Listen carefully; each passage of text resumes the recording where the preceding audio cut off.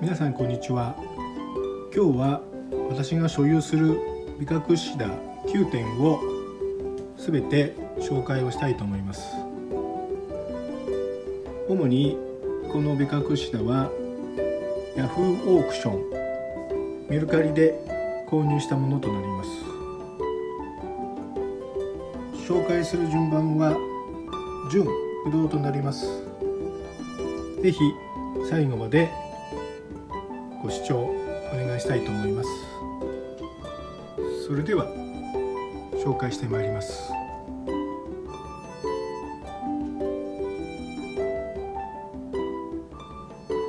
まず1つ目、バクテリアの胞子培養となります。1年前にヤフーオークションで落札した株になります。このバクテリアはコンパクトで胞子葉が青白いのが特徴となります。成長はかなり遅めです。現在ここに小株ができていますが、まだどのようなものなのかわからない大きさのものですので、様子を見ている状態です。私が所有する株の中でも期待される株の一つです。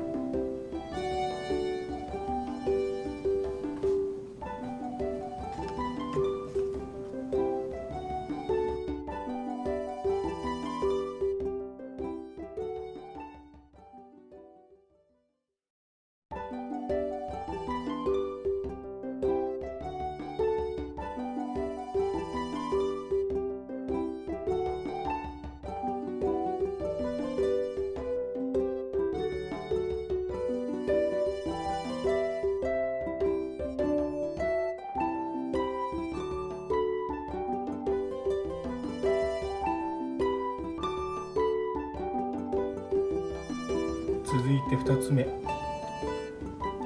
ジェイドガール胞子培養です。1年前にヤフーオークションで落札した株になります。この株は成長がとても遅い株となります。ドワーフ種の特徴である胞子葉、貯水葉に癖が出るタイプの株です。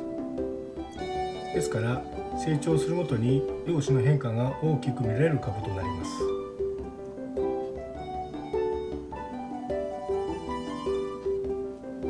これから先どのように変化してくれるか楽しみな株の一つです。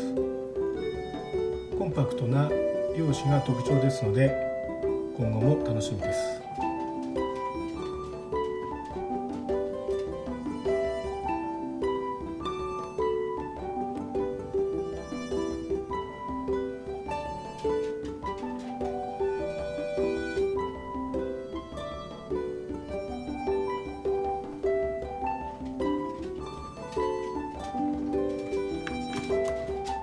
続いて3つ目、バクテリアの胞子培養です。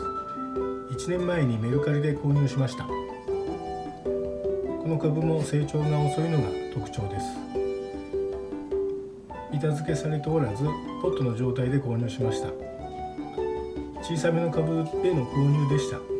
この株は成長点が枝分かれする分頭が見つかり、昨年11月半ばに株分けをしました。その後この株は調子を崩し成長が止まっています。胞子葉が1枚枯れてきました。現在様子を見ている状態です。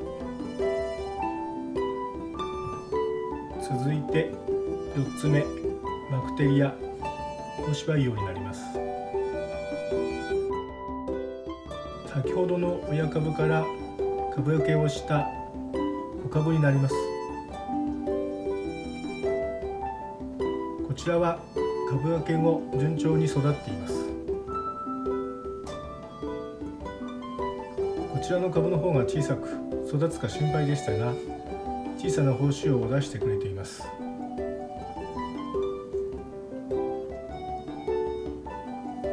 株も様子を見ている状態となります。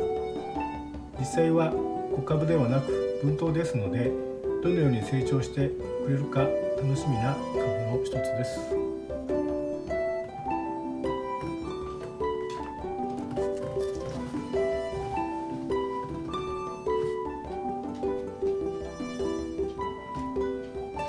続いて5つ目、ジェイドガールのオリジナルになります。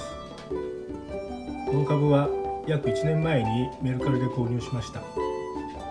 板付けされておらず、ポットにて購入しました。この株もかなり成長が遅いのが特徴です。まだまだ胞子葉にはジェイドガールの特徴が現れていません。しかし分厚い胞子葉を出してくれています。小さいながらも胞子葉と貯水葉のバランスが良く期待できる株です。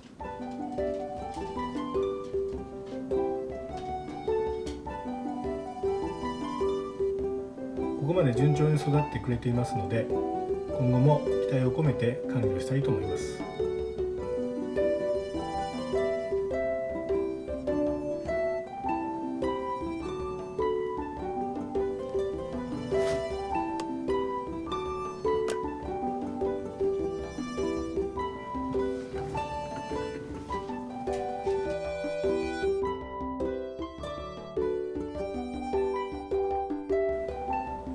3つ目の株になります。ジェイドガール胞子培養品になります。この株は有名生産者からの株となります。約1年前にヤフーオークションで落札した株となります。最初からコルク付けされていた株でした。なかなかドワーブッシュの癖が強く、胞子葉や貯水葉が上手に展開できない場面も多くありました。最近ジェイドガールの特徴が現れてきました。現在は貯水葉が展開しています。貯水葉が丸々癖がありますので、矯正しながら管理をしている状態です。これも期待の株の一つです。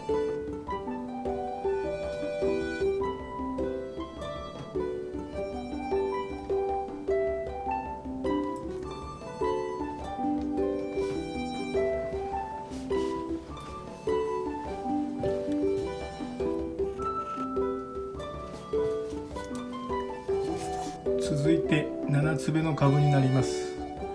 ペドロの株分けの株になります。ポットで販売されていましたので、その後すぐ板付けをしたのですが、成長が止まってしまいました。冬の板付けが悪かったのか、板付けが下手だったのか、成長点も茶色に変わってしまい、約3ヶ月ぐらい成長しませんでした。しかしその後立ち直ってくれた株になります。ようやく少しずつペドロの特徴が出てきました。これから胞子葉も細かく分岐していることを期待します。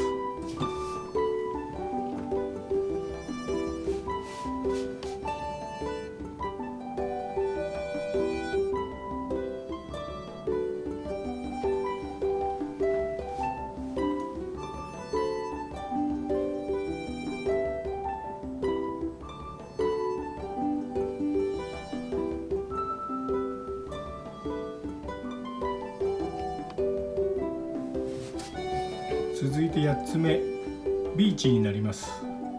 約1年前にヤフーオークションで落札しました。この株は有名生産者の株となります。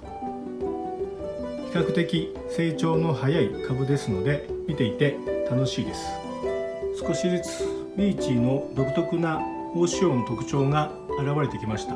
光の当て方が難しく、胞子葉がまとまってしまい、少々苦労しています。すでに小株が10株以上できています。春になったら株分けをしたいと思います。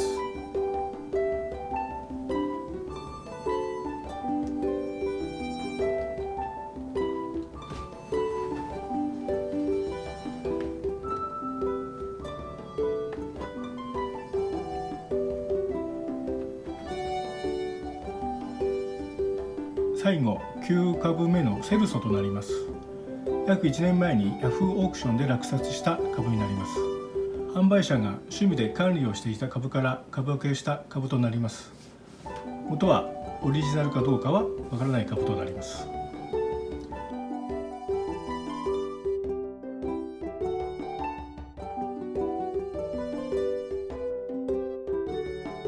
以上9点となります。